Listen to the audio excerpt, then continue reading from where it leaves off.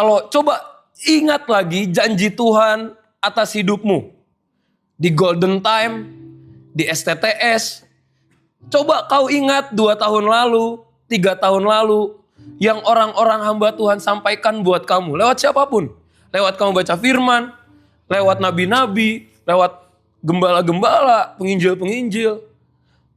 Rasul-rasul, pengajar-pengajar yang bicara dan menumpangkan tangan atas kamu. Coba kamu lihat itu. Ingat lagi.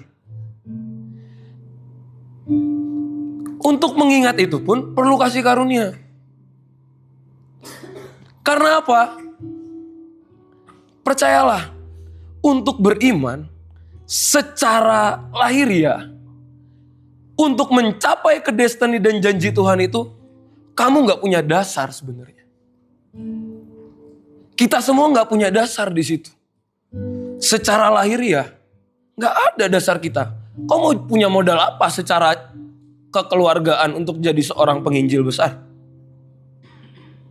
Kita punya modal apa jadi seorang yang punya panti asuhan? Sedangkan misalkan di rumah kita masih ngontrak. Tapi seperti yang tadi Kak Hani bilang, kita berangkat dari kebenaran yang Tuhan sampaikan. Itu. Ini yang Tuhan taruh di hati untuk dibagikan. Sebab tidak ada yang dapat kita lakukan untuk mencapai ke titik itu. Untuk kita berharap multiplikasi pun, kita nggak ada yang bisa kita lakukan. Kita bisa lakukan apa? Pelayanan sekolah, itu pun anugerah Tuhan karena Dia yang buka pintu ke situ. Bagikan flyer desainnya pun kurang menarik menurutku. Ada yang orang-orang yang punya desain lebih menarik, bisa menarik orang datang. Siapa mau menarik datang ke Holy Ground? Ada artis kah di situ? Tidak ada. Mungkin Ramando lah artisnya, ya kan? Selebgram TikTok. Mana dong? TikTokers rohani ya. Enak. Mungkin ada yang kenal Ramando lah, makanya datang. Tapi coba kau pikirkan, siapa yang mau datang? Gimana kita bisa melihat ribuan berjubel-jubel datang memenuhi gedung Sabda Mulia atau memenuhi tempat ini? Gimana kita bisa membayangkan? Kalau enggak karena kasih karunia Tuhan. Coba kita baca ini ayat Alkitab yang Tuhan kasih untuk kita semua pagi hari siang hari ini. Roma 4. Ada satu contoh orang yang di momen itu banyak Tuhan sebenarnya disembah di bumi ini, tapi kepada pribadi ini Tuhan yang benar itu menyatakan dirinya. Roma 4 ayat 18 sampai 21 kita baca sama-sama. 1, 2, 3.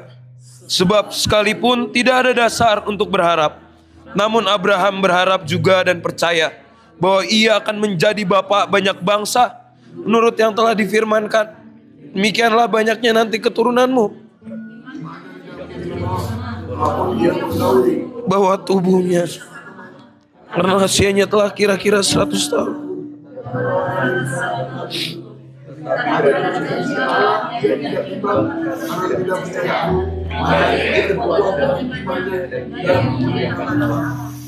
Dengannya yakin bahwa Allah berkuasa untuk melaksanakan apa yang telah Ia janjikan. Amin. Terima kasih Tuhan. Di ayat ini teman-teman, mungkin posisi kita sama saat ini. Dengan apa yang Tuhan taruh perkatakan di hidup setiap kita. Aku berangkat saat Kak Debbie kemarin bicara tentang visi, menyatukan hati. Aku merenungkan itu karena apa? Jujur, pernah aku mengalami sisi di mana menjadi dingin dan ya sudah kita melakukan saja tanpa ada ekspektasi dan pengharapan untuk terjadi sesuatu.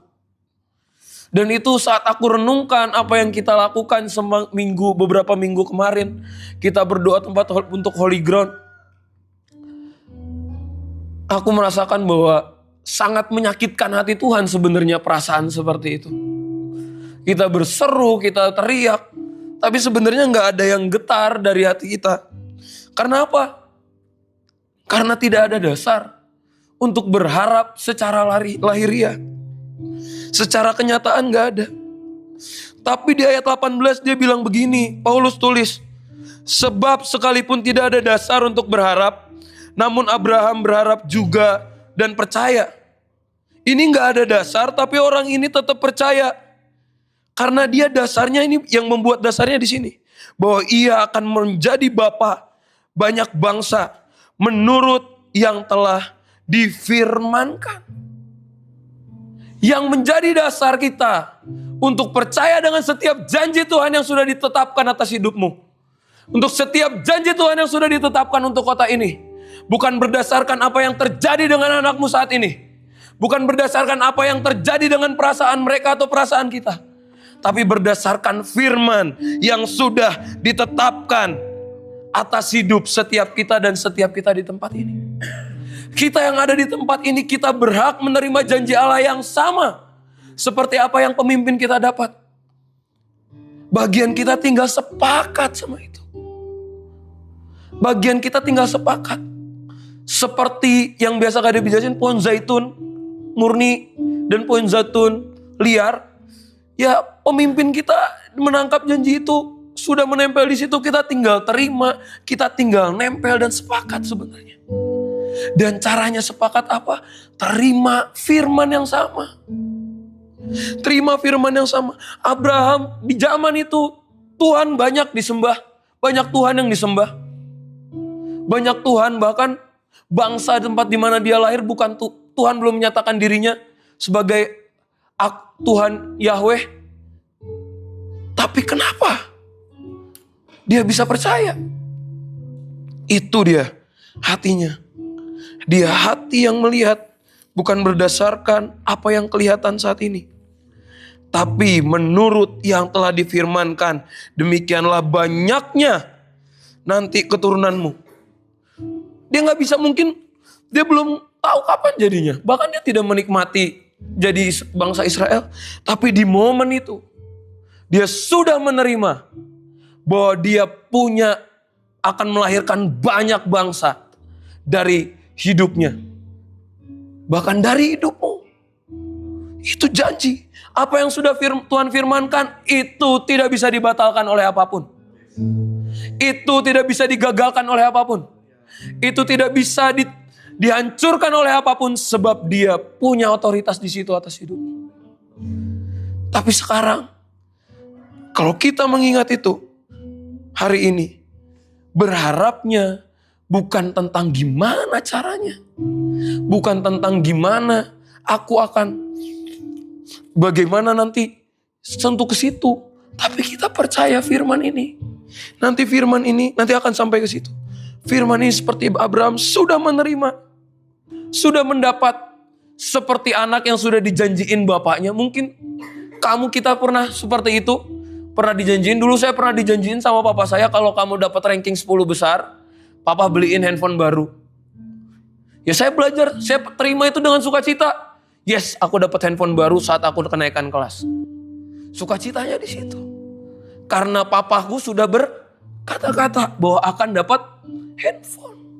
Tapi Tuhan kita bukan Tuhan yang ngasih syarat. Dia gak ngasih syarat kamu jadi baik dulu baru dia dilimpahkan. Nanti kamu bermultiplikasi. Nanti kamu jadi penginjil. Nanti kamu jadi nabi. Nanti kamu akan pergi ke sana ke sini. Beritakan itu. No. Kamu gak ditentukan dari syarat. Tapi dia menetapkan sejak kekekalan atas hidup setiap kita. Percaya itu sebagai dasar apa yang Tuhan tetapkan. Ayat 19. Imannya tidak menjadi lemah. Walaupun ia mengetahui bahwa tubuhnya sudah sangat lemah. Karena usianya telah kira-kira 100 tahun. Dan bahwa rahim Sarah telah tertutup. Iman yang benar tidak dipengaruhi oleh keadaan dan situasi dan kondisi kenyataan yang terjadi. Siapa bisa berharap punya anak di usia 100 tahun? Siapa bisa berharap punya anak kalau rahimnya sudah ketutup? bagi perempuan itu suatu kematian sebenarnya. Secara adat Yahudi itu kematian. Mau terima dari mana keturunan? Udah nggak ada sel telurnya, betul kan? Di usia segitu, berharap apa? Dari yang lahir ya berharap apa? Bahkan Abraham sudah 100 tahun. Sudah tua teman-teman. Ini 100 tahun kalau kita lihat ini. Sekarang siapa yang bisa kita lihat ya? Pak Adi aja belum sampai 100 tahun ya. Mungkin orang tua di kampung kita, kamu lihat bentukannya seperti apa 100 tahun.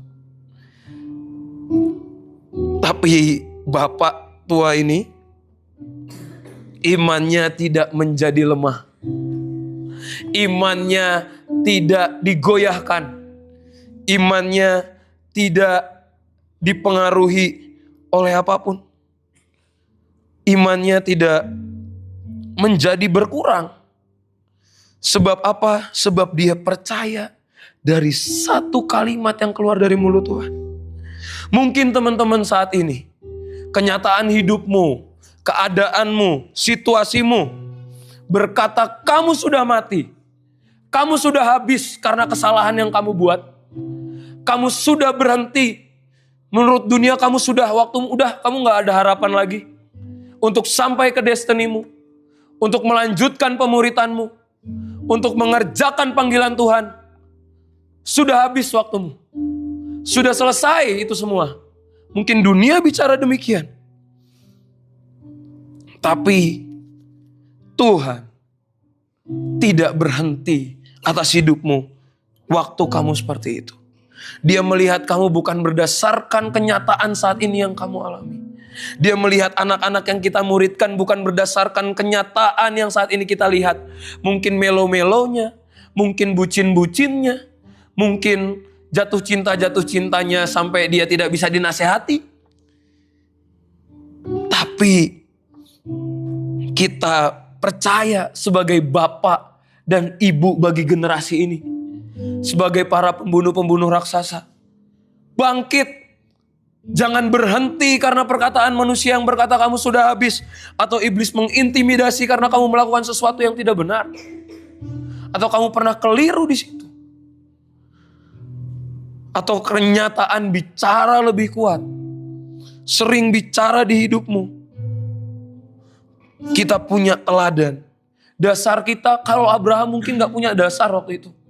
Tapi kita punya dasar. Korintus bilang dasar kita adalah Yesus Kristus.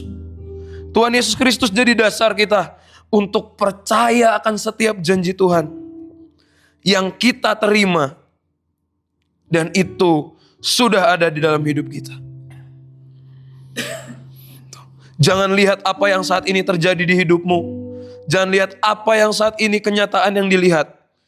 Mungkin kamu seperti Sarah sudah mati. Mungkin kamu sudah, rohanimu udah mulai merosot, udah mulai lemah. Seperti Abraham yang usianya 100 tahun. Tapi rohani Abraham walaupun usianya 100 tahun dia gak menjadi lemah. Terima ini sebagai pengharapan bahwa dia sedang menggenapinya atas hidup setiap kita. Roma 4 ayat 20. Tetapi terhadap janji Allah, ia tidak bimbang karena ketidakpercayaan. Malah ia diperkuat. Ini bagus sekali. Dalam imannya dan ia memuliakan Allah. KDB sering bilang begini di Yakobus. Coba buka Yakobus itu. KD pernah khotbahkan ini.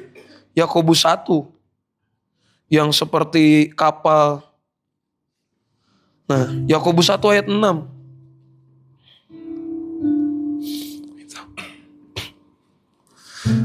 Yakobus 1 ayat 6 ya. Kita nanti baru masuk ke sini lagi. Makasih keren. Firman-Nya bilang begini. Hendaklah ia memintanya dalam iman dan sama sekali jangan bimbang. Sebab orang yang bimbang sama dengan gelombang laut yang diombang-ambingkan kian kemari oleh angin. Bahasa Inggrisnya di Roma 4 ayat 20 juga pakai kata waver. Diombang-ambingkan seperti ombak. Seperti kapal kayak, iya kan? Kemarin KDB seperti kapal yang diombang-ambingkan. naik ke atas, tiba-tiba dihempaskan terus. Mungkin kamu sudah dengar itu kebenaran setiap hari tentang janji Tuhan di kampusmu khususnya, yang kuat dengan hadirat Tuhan, yang penuh dengan janji-janji Tuhan. Tapi saat kebimbangan itu ada di sini, ketidakpercayaan itu muncul, perlah itu akan menghempaskan setiap apa yang kita terima selama ini. Jadi jangan bertanya sama Tuhan kalau misalkan kenapa ini gak jadi Tuhan. Mungkin kita gak percaya dengan perkataan itu, sehingga kita bimbang dan ragu, kok gak jadi-jadi. Karena kita gak menerimanya, karena kita bimbang, karena kita tidak percaya dengan perkataan itu. Kenapa kita tidak memilih untuk percaya seperti kamu percaya Tuhan Yesus sudah menyelamatkan kamu? Kenapa kita tidak memilih percaya seperti itu? Emang kamu pernah lihat Tuhan Yesus disalib? Pernah? Tidak. Apakah kamu pernah melihat darah Yesus? Apakah kamu pernah melihat Tuhan Yesus naik ke surga? Tapi kamu percaya? Percaya? Kenapa dengan janji Tuhan atas hidupmu kita tidak percaya demikian seperti kamu terima keselamatanmu? Ini responnya sebenarnya harusnya sama. Responnya harusnya sama seperti kamu menerima keselamatan waktu kamu percaya Tuhan Yesus dan dibaptis. Kamu menerima janji Tuhan atas kota ini, atas setiap anak-anak yang kita muridkan, atas hidup kita. Kita menerimanya sama seperti kamu menerima perjamuan setiap sebulan sekali. Bahwa itu adalah tubuh dan darah Yesus. Kamu kalau terima makan dan minum itu dengan iman, itu ada artinya. Tapi kalau nggak dengan iman, kamu kayak aja makan keripik.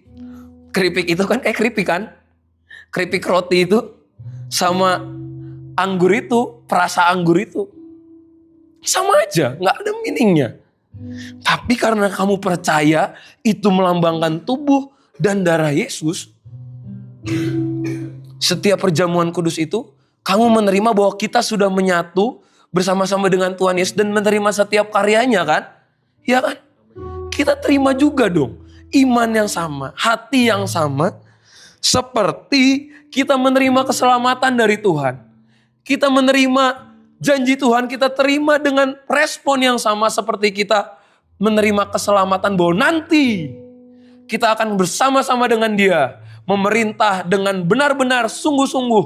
Dengan nyata, kan sekarang belum kelihatan kan?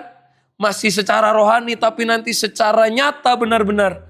Bahwa kita akan memerintah bersama-sama Dia di samping kanan Allah Bapa. Kita sudah menerima itu. Jadi jangan ada keraguan-raguan. Kakak pernah ragu? Sering ragu. Ada ragunya. Bahkan waktu adekku masuk rumah sakit pun aku ragu dengan kuasa Tuhan yang bisa menyembuhkan. Waktu Ribka masuk rumah sakit, aku takut. Ribka kena TBC. Ayo yuk kita cari masker.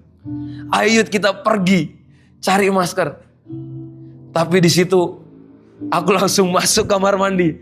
Aku langsung perkatakan dengan iman bahwa aku tidak akan kena sakit. Bahwa rumah ini bahkan Ribka juga tidak akan kena TBC. Dan dia pas aku datang paginya, dia pulang akhirnya di hari itu. Karena Tuhan yang menyembuhkan hidup. Jangan bimbang dengan itu semua. Gimana caranya gak bimbang? Gimana caranya supaya tetap teguh? Kita gak bisa dengan optimisme dan tekad kita bimbang-bimbang sendiri. Percaya-percaya sendiri. Yakin sendiri. Positif thinking. Itu tidak bisa teman-teman. Tapi bersyukur Roh Kudus mewahyukan kepada Paulus di ayat ini dan pada setiap kita bahwa malah ia diperkuat dalam imannya dan ia memuliakan Allah. Iman itu yang memperkuat sendiri apa yang sudah Tuhan katakan. Iman itu yang memperkuat apa yang Tuhan katakan. Ada satu ayat di 1 Korintus 3 ayat 6 sampai 7.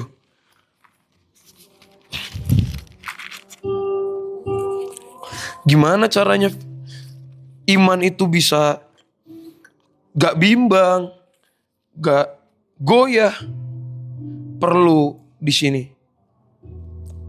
1 Korintus 3 ayat 6 sampai 7. Nah, baca sama-sama ya. 1, 2, 3. Aku menanam, Apolos menyiram, tetapi Allah yang memberi pertumbuhan. Karena itu yang penting bukanlah yang menanam atau yang menyiram, melainkan Allah yang memberi pertumbuhan. Setiap kita di tempat ini mendengar kebenaran yang sama dari berbagai macam orang. Kita di kampus mendengar kebenaran yang sama juga dari orang-orang yang berbeda. Tapi dialah yang memelihara benih itu. Dia yang memelihara janji dan iman kita. Tubuh kita ini seperti ladang, teman-teman. Aku gak bicara tentang ini pengajarannya siapa, kamu alirannya siapa, enggak. Tubuh kita ini seperti ladang yang sedang ditaburi benih nih saat ini. Ada yang nyiram, ada yang nanam.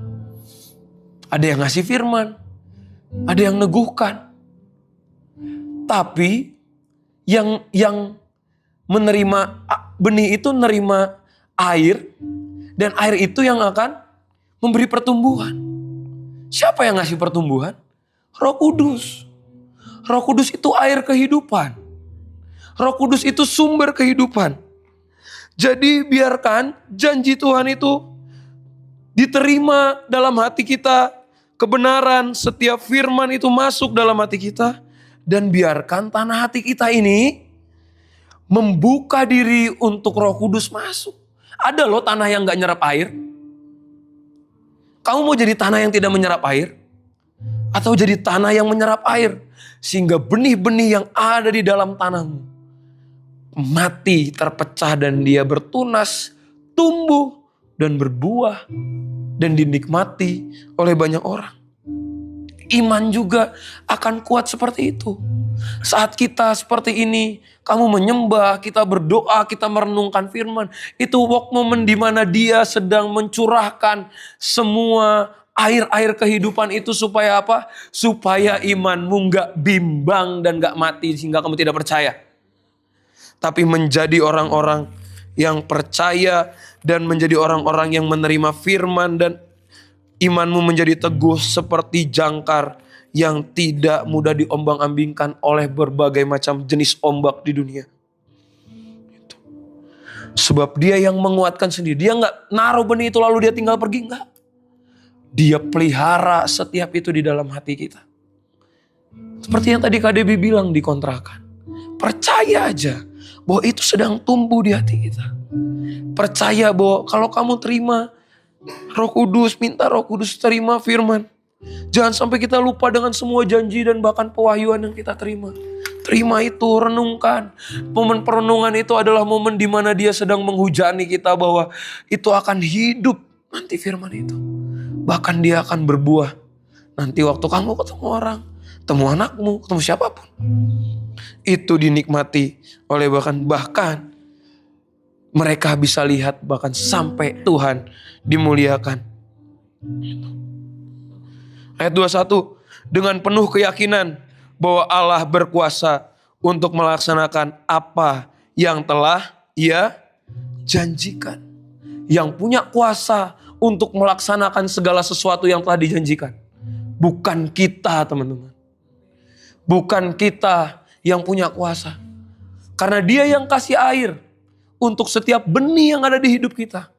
Dia juga yang berkuasa untuk melaksanakan itu semua. 2 Korintus 1 ayat 20 nih. Ayat hafalan ya seharusnya. Sebab Kristus adalah ya bagi semua janji Allah. Itulah sebabnya oleh dia kita mengatakan Allah. Amin. Untuk memuliakan Allah. Dia yang mengerjakan setiap segala sesuatu yang sudah dia janjikan atas hidupmu. Bukan dunia ini, bukan kita, tapi dia sendiri yang berurusan dengan apa yang sudah dia katakan. Kita tinggal percaya dengan iman, terima, Jangan goyah, terus renungkan, terus doakan, terus erami. Seperti induk ayam mengerami telur, terus erami, terus sirami dengan minta Roh Kudus menyirami sampai itu benar-benar jadi di hidup kita. Amin. Jangan pernah mengusahakan sendiri untuk mencapai apa yang Tuhan katakan atas hidup. Karena kita tidak akan pernah bisa sampai ke situ. Karena kita nggak punya dasar apa-apa secara diri kita sendiri untuk sampai ke situ. Kecuali iman Kristus. Kita sepakat bahwa Dia ada di dalam kita dan kita ada di dalam Dia. Mintalah apa saja yang kamu kehendaki. Karena kehendak kita sudah sepakat dengan Dia. Kita terima dan kita minta kepada Bapa. Maka itu jadi buat hidup setiap kita. Itu. Hilangkan keraguan. Lihat. Jangan lihat apa yang kenyataan terjadi. Seperti Sarah. Seperti Abraham. Kamu belum selesai, teman-teman.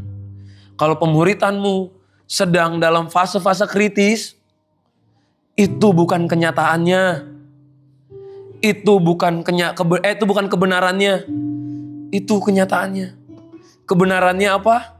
Ribuan anak-anak muda di kota ini akan datang berbondong-bondong, berdesak-desakan, mengalami janji Tuhan.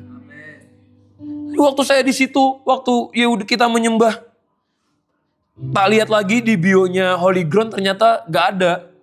Ternyata janji Tuhan apa? Setiap anak-anak muda akan melepaskan kasutnya.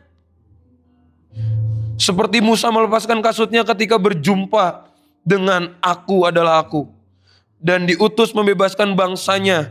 Dan Yosua melepaskan kasutnya ketika berjumpa dengan panglima bala tentara Tuhan. Dan diutus membawa bangsanya masuk ke tanah perjanjian. Anak-anak muda di bawah usia 20 tahun akan berjumpa dengan Tuhan. Dan akan melepaskan kasutnya untuk menyerahkan diri. Dan masa mudanya membebaskan generasinya dari ikatan dosa dan tawaran dunia dan membawa mereka mengambil dan mengalami semua kemenangan yang sudah Tuhan janjikan dan Tuhan bayar atas hidup mereka. Itu janji Tuhan buat generasi ini. Kalau kamu lupa, kita semua lupa mungkin karena udah mau jalan 2 tahun. Arami lagi, minta Tuhan sirami lagi. Itu. Bahwa Dia tidak pernah ingkar janji buat setiap kita. Terima ini buat setiap kita, masing-masing kita di tempat ini. Pribadimu, janji-janji Tuhan buat pribadimu masing-masing. Dan janji Tuhan atas kota ini, provinsi ini, dan Jawa Tengah. Itu bukan urusan satu orang, papi mamito. Bukan. Itu bagian kita saat kamu mau di sini. Aku mau ada di bawah penggembalaan ini.